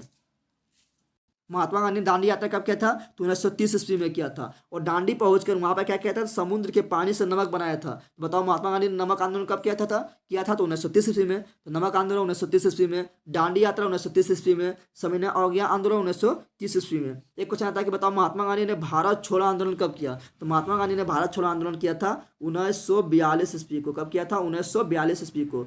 9 अगस्त 1942 ईस्वी को महात्मा गांधी ने भारत छोड़ो आंदोलन किया था, ठीक है ना। और इसका मृत्यु कब हुआ? इसका मृत्यु हुआ था 30 जनवरी 1948। 30 जनवरी 1948 को महात्मा गांधी का मृत्यु हो गया। कौन मारा गोली? तो मारा था नाथूराम गोडसे, नाथूराम गोडसे, ठीक है ना। आगे बढ़ते हैं। चलो और कुछ बता दो। महात्मा गांधी को जो है बताओ कि महात्मा किसने कहा? तो रविन्द्रनाथ टैगोर। महात्मा किसने कहा? रविन्द्रनाथ टैगोर। और महात्मा गांधी को राष्ट्रपिता किसने कहा? महात्मा गांधी को राष्ट्रपिता कहा था सुभाष चंद्र बोस, हमारे वीर सिपाही सुभाष चंद्र बोस कहा था महात्मा गांधी को राष्ट्रपिता, ठीक है ना। आगे बढ़ते हैं। नेक्स्ट है कि बताओ कि इनमें से कौन गैर आर्थिक आधारभूत संरचना का घटक है? गैर आर्थिक आधारभूत संरचना का घटक है। आर्थिक मतलब हुआ पैसा संबंधी, ठीक है ना। पैसा मतलब क्या हुआ? वित्त। पैसा मतलब क्या हुआ? वित्त। तो ये होगा वित्त। क्या होगा? वित्त होगा, ठीक है ना। नेक्स्ट आगे बढ़ते हैं। अगला है इनमें से ऊर्जा का गैर पारंपरिक स्रोत कौन है? ऊर्जा का गैर पारंपरिक स्रोत, यहाँ आप लोग को अच्छा समझना है, यहाँ पर बहुत कंफ्यूजन होता है स्टूडेंट को, ठीक है ना। यहाँ पर देखो, यहाँ पर गैर परंपरागत देखो, एक होता है परंपरागत, एक होता है गैर परंपरागत। गैर परंपरागत मतलब नवीकरणीय। गैर परंपरागत मतलब क्या होता है? नवीकरणीय। अब नवीकरणीय आप लोग जानते हैं, तो वैसा ऊर्जा जिसे हम पुनः प्राप्त कर सकते हैं वो क्या होता है? नवीकरणीय। क्या होता है? नवीकरणीय। तो गैर परंपरागत मतलब नवीकरणीय, और परंपरागत मतलब क्या होगा? परंपरागत मतलब होगा ओ नवीकरणीय। परंपरागत मतलब ओ नवीकरणीय, ठीक है। परंपरागत मतलब ओ नवीकरणीय। क्या होगा? ओ नवीकरणीय, ठीक है ना। ओ नवीकरणीय किसको कहेंगे? जिसे हम पुनः प्राप्त नहीं कर सकते। अगर एक बार समाप्त हो गया तो उसे पुनः प्राप्त नहीं कर सकते। जैसे यहाँ पर क्या है? कोयला। क्या है? कोयला अगर एक बार समाप्त हो गया तो धरती के अंदर उसका सीमित मात्रा है, फिर उसको हम बना नहीं सकते। उसको बनाने में 20 लाख करोड़ वर्ष, गुणमाना प्रकार का कोयला जो मिलेगा वो 20 लाख वर्ष पुराना है, ठीक है ना। तो कोयला क्या है? ओ नवीकरणीय। ओ नवीकरणीय मतलब परंपरागत। क्या है? परंपरागत। पेट्रोलियम धरती के अंदर सीमित मात्रा में अगर वो समाप्त हो गया तो फिर हम उसको बना नहीं सकते हैं। तो पेट्रोलियम क्या है? ओ नवीकरणीय। और नवीकरणीय मतलब परंपरागत, ठीक है ना। प्राकृतिक गैस यानी जो एलपीजी जो हम घर में जलाते हैं सिलेंडर में, तो वो भी क्या है? धरती के अंदर सीमित मात्रा में अगर वो समाप्त हो गया तो फिर उसको हम बना नहीं सकते हैं। तो ये भी क्या है? ओ नवीकरणीय। ओ नवीकरणीय बोले तो परंपरागत। लेकिन यहाँ पर ज्वारीय ऊर्जा, ज्वार मतलब क्या होता है? समुद्र में जो लहरें उठता है उसको बोलते हैं ज्वार, और फिर वो पीछे चल जाता है उसको बोलते हैं भाटा। क्या बोलते हैं? भाटा। तो ये तो हमेशा आते रहता है। तो ये क्या है? नवीकरणीय। क्या है? नवीकरणीय। नवीकरणीय बोले तो गैर परंपरागत। नवीकरणीय बोले तो गैर परंपरागत। सौर ऊर्जा, सौर प्लेट में मान लो आप धर दिए तो उसमें सौर ऊर्जा आ गया, सौर ऊर्जा फिर समाप्त हो गया, फिर सुबह धर लो, फिर सौर ऊर्जा आ जाएगा, फिर शांत होगा, फिर दूसरा दिन चार्ज कर देंगे, फिर सौर ऊर्जा आ जाएगा। तो सौर ऊर्जा क्या है? नवीकरणीय। क्या है? नवीकरणीय है, ठीक है ना। यानी गैर परंपरागत है। पवन ऊर्जा क्या है? नवीकरणीय है, ठीक है ना। जखनी पवन चलेगा उखनी ऊर्जा मिल जाएगा। तो पवन ऊर्जा क्या है? नवीकरणीय, यानी क्या है? गैर परंपरागत है, ठीक है ना। आगे बढ़ते हैं।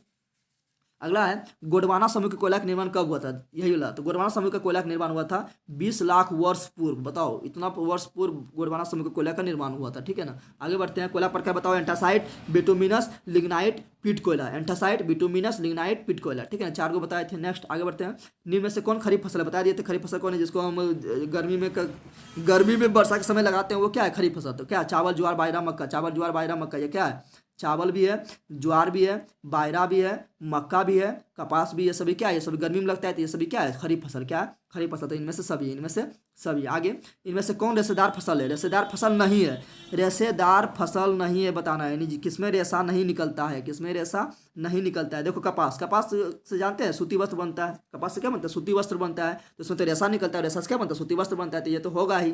जूट आप लोग जानते हैं किसको कहता है? अरे जिसको गाय भैंस को जो बोरा उड़ाते हैं हम लोग, मोटा वाला जो बोरा होता है, जो गाय भैंस को उड़ा देते हैं ठंडा टाइम में अभी उड़ा रहे हैं, तो वो क्या है? जूट से बना हुआ। किससे बना हुआ है? जूट से। सन तो इसमें तो रेशा रहबे करता है। सन क्या होता है? जो आप लोग नदी में फूलने दे देते हैं पानी में, उसका उससे रेशा जो निकालते हैं वो क्या है? सन बोलते हैं। जिसमें भी रेशा पाया जाता है। गन्ना में रेशा नहीं पाया जाता है। गन्ना में रेशा नहीं पाया जाता है। तो गन्ना क्या है? रेशादार फसल नहीं है, ठीक है ना। और गन्ना गर्मी में लगाते हैं तो ये क्या है? खरीफ फसल। क्या है? खरीफ फसल। नेक्स्ट आगे बढ़ते हैं।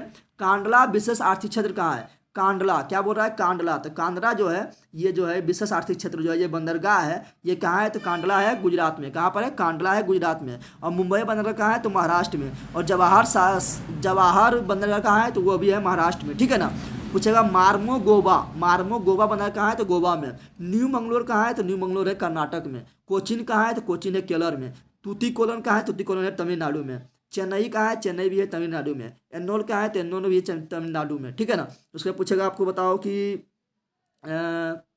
विशाखापट्टनम कहाँ है? तो विशाखापट्टनम है आंध्र प्रदेश में। कहाँ पर है? विशाखापट्टनम है आंध्र प्रदेश में, ठीक है। उसके बाद पूछा कलकत्ता कहाँ है? तो पश्चिम बंगाल में। आगे बढ़ते हैं।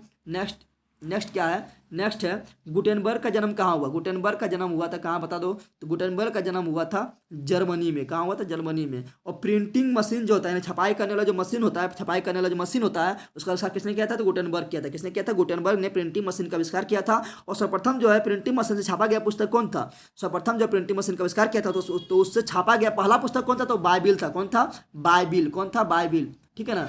बाइबिल कौन था? बाइबिल। नेक्स्ट आगे बढ़ते हैं। अगला है इंग्लैंड में मुद्रण कला की शुरुआत किसने किया? मुद्रण कला की इंग्लैंड में शुरुआत किसने किया था, ये बताना है, ठीक है ना। आविष्कार तो कर दिया था ये गुटेनबर्ग, लेकिन इसका इंग्लैंड में मुद्रण कला का उसका शुरुआत कौन किया था? कैक्सटन। इंग्लैंड में कौन किया था? कैक्सटन। इंग्लैंड में कौन किया था? कैक्सटन। ऐसे मुद्रण कला का उसका आविष्कार कहाँ हुआ? सर्वप्रथम तो चीन में हुआ। कहाँ हुआ? चीन में हुआ था, ठीक है ना। कागज का नोट पहले कहाँ पर हुआ? तो चीन में हुआ था। पतंग उड़ाने कला सर्वप्रथम कहाँ हुआ? चीन में हुआ। चाय उत्पत्ति सर्वप्रथम कहाँ हुआ? चीन में हुआ। मुद्रण कला सर्वप्रथम उत्पत्ति कहाँ हुआ? चीन में हुआ। लेकिन उसको इंग्लैंड में कौन किया था? कैक्सटन। कौन किया था? कैक्सटन। आगे बढ़ते हैं। नेक्स्ट है 1917 की पहली रूसी क्रांति का नाम से जानी जाती है। तो 1917 ईस्वी में जो रूसी क्रांति हुआ है उसको बोलते हैं अक्टूबर क्रांति। क्या बोलते हैं? अक्टूबर क्रांति बोलते हैं। क्या बोलते हैं? अक्टूबर क्रांति बोलते हैं, ठीक है ना। या जिसको बोलते हैं बोल्शेविक क्रांति। क्या बोलते हैं? बोल्शेविक क्रांति। बोल्शेविक क्रांति का हुआ अक्टूबर 1917। अक्टूबर 1917 में हुआ था, ठीक है। आगे बढ़ते हैं। अगला है लाल सेना गठन किसने किया था? तो लाल सेना गठन किया था ट्रांस्की। किसने किया था? लाल सेना गठन किया था ट्रांस्की। किसने किया था? ट्रांस्की किया था, ठीक है ना। कार्ल मार्क्स का जन्म कहाँ हुआ? कार्ल मार्क्स का जन्म हुआ था कार्ल मार्क्स का जन्म हुआ था जर्मनी में। कहाँ हुआ था? कार्ल मार्क्स का जन्म हुआ जर्मनी में। एक पुस्तक लिखा था, उसका नाम बताओ। इसका पुस्तक का नाम है दास कैपिटल। दास कैपिटल, ठीक है ना। और बताओ लाल सेना गठन किया था ट्रांस्की। लाल सेना गठन किया ट्रांस्की। लेकिन लाल कुर्ती गठन किसने किया था? लाल कुर्ती गठन किया था गेरिबाल्डी। लाल कुर्ती गठन किया था गेरिबाल्डी। और गेरिबाल्डी को कहा जाता था इटली का तरवाल। इटली का तरवाल, ठीक है ना। आगे बढ़ते हैं। अगला है ऑल इंडिया मुस्लिम लीग की स्थापना कब हुआ? ऑल इंडिया मुस्लिम लीग की स्थापना कब हुआ, ये बताना है। ऑल इंडिया मुस्लिम लीग की स्थापना कब हुआ? तो ऑल इंडिया मुस्लिम लीग की जो स्थापना हुआ था वो हुआ था 1906 ईस्वी में। 1906 ईस्वी में हुआ, ठीक है ना। लेकिन बंगाल विभाजन कब हुआ? बंगाल विभाजन हुआ था 1905 ईस्वी में। बंगाल विभाजन हुआ था 1905 ईस्वी में। बंगाल विभाजन हुआ था, ठीक है ना। कौन किया था? तो लॉर्ड कर्जन किया था। कौन किया था? लॉर्ड कर्जन, अंग्रेज, ठीक है ना। भारी बदमाश था ये। लॉर्ड कर्जन किया था बंगाल विभाजन। लॉर्ड कर्जन किया था बंगाल विभाजन। लेकिन बंगाल विभाजन रद्द कब हुआ? बंगाल विभाजन रद्द हुआ था 1911 ईस्वी को। कब हुआ था? 1911 ईस्वी को। किसने किया था? लॉर्ड हार्डिंग द्वितीय। लॉर्ड हार्डिंग द्वितीय बंगाल विभाजन रद्द किया था। आगे बढ़ते हैं। नेक्स्ट है तख्त श्री हरमंदिर साहिब कहाँ स्थित है? तो तख्त श्री हरमंदिर साहिब कहाँ स्थित है बताओ। तो ये क्या है? ये है गुरु गोविंद सिंह का जन्म स्थान है, ठीक है। तो बताओ गुरु गोविंद सिंह का जन्म कहाँ हुआ? तो गुरु गोविंद सिंह का जन्म हुआ था पटना साहिब में। यानी इसका क्या होगा? पटना आंसर क्या होगा? पटना। गुरु गोविंद सिंह का जन्म कब हुआ? 1666 ईस्वी में हुआ। कब हुआ? 1666 ईस्वी में हुआ। गुरु गोविंद सिंह जो है खालसा पंथ का स्थापना कब किया था? तो 1999 में किया। 1699 में किया था। 1699 में किया था, ठीक है ना। और गुरु गोविंद सिंह सिख के 10वें गुरु थे। सिख के 10वें गुरु थे, ठीक है ना। और अंतिम गुरु थे, ठीक है। सिख में कोई 10 गुरु हुआ तो लास्ट थे गुरु गोविंद सिंह। पहला गुरु कौन थे? गुरु नानक देव। जिसका जन्म कहाँ हुआ? तो हुआ था पाकिस्तान में। कहाँ हुआ था? पाकिस्तान के कहाँ हुआ बताओ? पाकिस्तान के हुआ था तलवंडी में। कहाँ हुआ था? पाकिस्तान के तलवंडी, जिसको बोलते हैं नाना काना साहिब। क्या बोलते हैं? नाना काना साहिब बोलते हैं, ठीक है। पाकिस्तान में हुआ था। कब हुआ था? 1469 में हुआ था, ठीक है ना। आगे बढ़ते हैं। अगला है सिपाही विद्रोह कब हुआ था? तो सिपाही विद्रोह जो हुआ था, सिपाही विद्रोह हुआ था 1857 में, ठीक है। 1857 में सिपाही विद्रोह हुआ। भारत का सिपाही जो था, भारत का सिपाही जो है अंग्रेज के खिलाफ विद्रोह कर दिया था, ठीक है ना। उसमें सबसे पहला जो सिपाही था वो था मंगल पांडे। कौन था? मंगल पांडे क्या किया था? 2 अंग्रेज को गोली मार दिया था, ठीक है ना। जनरल बाग और जनरल ह्यूसन को डायरेक्ट यहाँ गोली मारा था, दोनों खल्लास। जनरल बाग और जनरल ह्यूसन को गोली मार दिया था। जिसके कारण क्या किया था? मंगल पांडे को जो है अप्रैल 1857 में फिर फांसी दे दिया गया था। फिर जो है क्रांति का शुरुआत होता है बैरकपुर छावनी से होता है। सिपाही विद्रोह का शुरुआत होता है 1857 में, ठीक है ना। आगे बढ़ते हैं। अगला है श्वेत क्रांति का संबंध किससे? श्वेत मतलब दूध। और दूध से संबंधित है। दूध क्या है? गाय से होता है, यानी गाय पालन से होता है। तो प्राथमिक क्षेत्र होगा। कौन होगा? प्राथमिक क्षेत्र। फैक्ट्री किस में आएगा, फैक्ट्री आएगा द्वितीयक क्षेत्र में, फैक्ट्री आएगा द्वितीयक क्षेत्र में। और जितना भी सेवा क्षेत्र है, जैसे बैंक हो गया सेवा क्षेत्र, हॉस्पिटल हो गया सेवा क्षेत्र, ये जो जियो का जो नेट देता है, ये नेट सेवा क्या है, सेवा क्षेत्र है, ठीक है ना। या जितना भी आप नौकरी करते हैं तो क्या कहते हैं, सेवा देता है, तो वो क्या है, तृतीयक क्षेत्र, क्या है, तृतीयक क्षेत्र। सबसे ज़्यादा योगदान किसका है, तृतीयक क्षेत्र का है। सबसे कम योगदान किसका है, प्राथमिक क्षेत्र का है, ठीक है ना। आगे बढ़ते हैं। अगला है बिहार दिवस कब मनाया जाता है, तो बिहार दिवस मनाया जाता है 22 मार्च को। बिहार दिवस 22 मार्च को मनाया जाता है, ठीक है ना। अब बिहार दिवस 22 मार्च को मनाया जाता है। और बताओ 22 मार्च को जो है एक दिवस और मनाया जाता है, वो क्या है, तो वो है जल दिवस। क्या है, जल दिवस। जल दिवस कब मनाया जाता है, जल दिवस 22 मार्च को। और पृथ्वी दिवस कब मनाया जाता है, पृथ्वी दिवस मनाते हैं 22 अप्रैल को। 22 अप्रैल को पृथ्वी दिवस मनाया जाता है। आगे बढ़ते हैं। आगे है सबसे बड़े पशु मेला का आयोजन किया जाता है। सबसे बड़ा पशु मेला कौन है, तो सोनपुर मेला। कौन है, सोनपुर, पटना में सोनपुर मेला है, सबसे बड़ा पशु मेला है, ठीक है ना। यहाँ पर पशु का बिक्री होता है, ठीक है ना। यहाँ पे हाथी घोड़ा सब मिलता है। तो सबसे बड़ा पशु मेला कौन है, सोनपुर है, ठीक है ना। कहाँ पर है, पटना जिला में, ठीक है। आगे बढ़ते हैं। नेक्स्ट देखते हैं क्या है। नेक्स्ट है सासाराम में किस ऐतिहासिक शासक का मकबरा है। सासाराम में किस ऐतिहासिक शासक का मकबरा स्थित है, तो सासाराम में है शेरशाह सूरी का मकबरा। किसका है, शेरशाह सूरी का मकबरा सासाराम में है, ठीक है ना। और शेरशाह सूरी जो है ये कराया था ग्रांड ट्रंक रोड का निर्माण। ग्रांड ट्रंक रोड का निर्माण किसने कराया था, तो शेरशाह सूरी कराया था, जिसको बोलते हैं GT रोड। क्या बोलते हैं, GT रोड, ठीक है ना। तो ग्रांड ट्रंक रोड का निर्माण कौन कराया था, तो शेरशाह सूरी ने करवाया था। आगे बढ़ते हैं। अगला है फ्लाइंग शटल मशीन का आविष्कार किसने किया। फ्लाइंग शटल मशीन जो है ये सिलाई मशीन है, कि क्या है, ये सिलाई मशीन है, ठीक है ना। इससे जल्दी जल्दी कपड़ा सिलाया जाता है, ठीक है ना। तो फ्लाइंग शटल मशीन का आविष्कार जो किया था वो क्या था, जॉन के। कौन किया था, जॉन के। कौन किया था, जॉन के। आगे बढ़ते हैं। अगला है दुर्गापुर स्टील प्लांट किस राज्य में स्थित है। बता चुके हैं कि दुर्गापुर कहाँ है, तो दुर्गापुर कहाँ पर है, दुर्गापुर स्टील प्लांट कहाँ है, दुर्गापुर स्टील प्लांट कहाँ पर है, पश्चिम बंगाल में है। राउरकेला कहाँ है, तो उड़ीसा में है। विशाखापट्टनम कहाँ है, तो आंध्र प्रदेश में है, ठीक है ना। फिर बताया था आप लोगों को कि भिलाई कहाँ है, तो भिलाई छत्तीसगढ़ में है। जमशेदपुर कहाँ है, तो झारखंड में है। बोकारो कहाँ है, तो झारखंड में है। इतना याद रखें, ठीक है ना। आगे बढ़ते हैं। अगला है सेडान का युद्ध कब हुआ। सेडान का युद्ध हुआ था 1870 ईस्वी में, ठीक है ना। और सेडान के युद्ध के फलस्वरूप जर्मनी का एकीकरण हुआ। जर्मनी का एकीकरण किसने किया था, जर्मनी का एकीकरण किया था बिस्मार्क। किसने किया था, जर्मनी का एकीकरण किया था बिस्मार्क ने किया था। किसने किया था, बिस्मार्क, ठीक है ना। वो जर्मनी का जो विलियम प्रथम चांसलर था, प्रधानमंत्री था, ठीक है ना। जर्मनी का जो चांसलर था विलियम प्रथम, जर्मनी चांसलर कौन था, विलियम प्रथम। उसका प्रधानमंत्री कौन था, उसका प्रधानमंत्री था बिस्मार्क, ठीक है ना। और सेडान युद्ध के बाद एक संधि हुआ था जिसको बोलते हैं फ्रैंकफर्ट की संधि। क्या बोलते हैं, फ्रैंकफर्ट की संधि। फ्रैंकफर्ट की संधि कब हुआ, 1871 में हुआ। और 1871 में फ्रैंकफर्ट की संधि के परिणाम स्वरूप जर्मनी का एकीकरण हो गया। सेडान का युद्ध किसके किसके बीच हुआ, तो सेडान का युद्ध हुआ परसा और फ्रांस के बीच। परसा कौन था, तो जर्मनी का एक शक्तिशाली राज्य था, ठीक है ना। तो परसा और फ्रांस के बीच हुआ, जिसमें क्या हुआ, फ्रांस का पराजय हुआ, फ्रांस का पराजय हुआ। आगे बढ़ते हैं।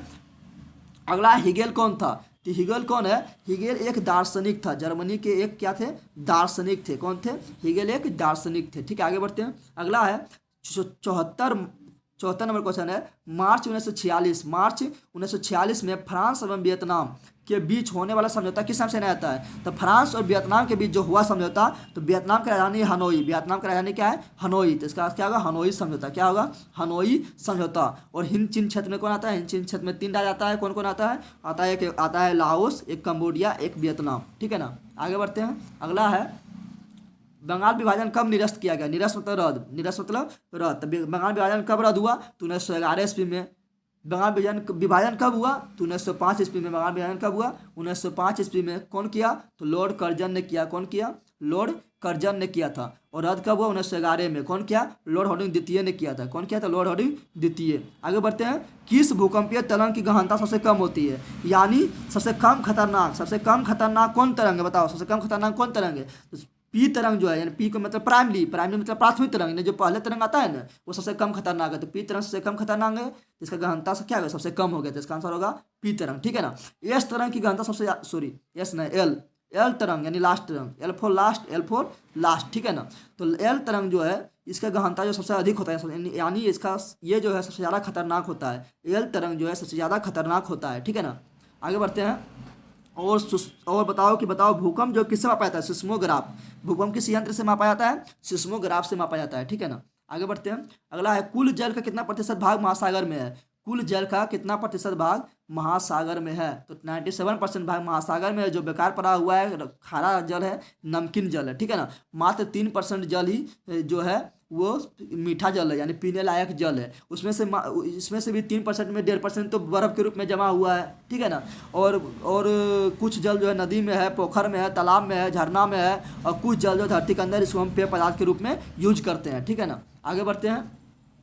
बिहार के किस नदी पर नदी घाटी परियोजना नहीं है, बताना है। तो गंडक नदी घाटी परियोजना है, सोन नदी घाटी परियोजना है, कोसी नदी घाटी परियोजना है, लेकिन पुनपुन नदी घाटी परियोजना नहीं है। तो इसका आंसर होगा डी नंबर, करेक्ट। आगे बढ़ते हैं। अगला है गेहूं फसल है। गेहूं ठंडा में बुआता है, ठंडा में लगता है, ठंडा में जो लगता है उसको बोलते हैं रबी। क्या बोलते हैं? रबी। तो रबी गेहूं हो गया रबी, सरसों हो गया रबी, मटर हो गया रबी, चना हो गया रबी, ये सब क्या है? रबी। नेक्स्ट आगे बढ़ते हैं। अगला है बलवंत राय मेहता समिति। बलवंत राय मेहता समिति किससे संबंधित है? तो बलवंत राय मेहता समिति जो है ये दिया था त्रिस्तरीय पंचायती राज व्यवस्था दिया था। और बिहार में कैसा व्यवस्था लागू है? त्रिस्तरीय पंचायती राज व्यवस्था लागू है। ग्राम स्तर पर ग्राम पंचायत, प्रखंड स्तर पर पंचायत समिति, और जिला स्तर पर जिला परिषद। तो ये क्यों दिया था? बलवंत राय मेहता ने दिया था। इस प्रकार 80 क्वेश्चन समाप्त हो। बताओ कैसा लगा? अच्छा लगा फटाफट अपने दोस्तों के लिए शेयर करें, लाइक करें, कमेंट करें, शेयर जो और बताएं।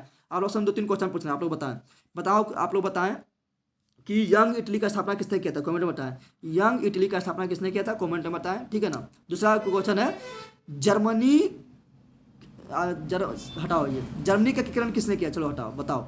दूसरा क्वेश्चन है जर्मनी का एकीकरण किसने किया था? दूसरा नंबर क्वेश्चन ये हो गया। तीसरा नंबर क्वेश्चन बताओ आप लोग कि गेरिबाल्डी पेशे से क्या था? ये हम नहीं बताएं, तो आप लोग को बताना है गेरिबाल्डी पेशे से क्या था, ये बताना है। चौथा नंबर बताओ कि चंपारण आंदोलन कब हुआ था और किसने किया था? चंपारण आंदोलन कब हुआ और किसने किया था, ये बताना है। पांचवा नंबर आप लोग को बताना है क्या? पांचवा नंबर आप लोग को बताना है कि बताओ कि कोयला जो है कैसा कैसा संसाधन है, नवीकरणीय है या अनवीकरणीय है, ये बताओ।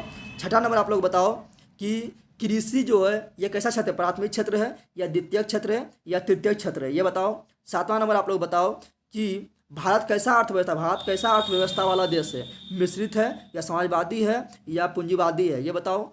फिर अगला बताओ कि बिहार का शोक किस नदी को कहा जाता है? बिहार का शोक किस नदी को कहा जाता है, ये बताना है। फिर अगला बताना है आप लोग को, लास्ट क्वेश्चन है वो बताओ कि बताना है कि असहयोग आंदोलन कब हुआ था और किसने किया था। इतना आप लोग को कमेंट में जवाब देना है, ठीक है ना। चलो आप मिलते हैं नेक्स्ट वीडियो में। जय हिंद, जय भारत, जय बिहार, ठीक है। मिलते हैं नेक्स्ट वीडियो में। अच्छा रहो, ऑल द बेस्ट, थैंक्स।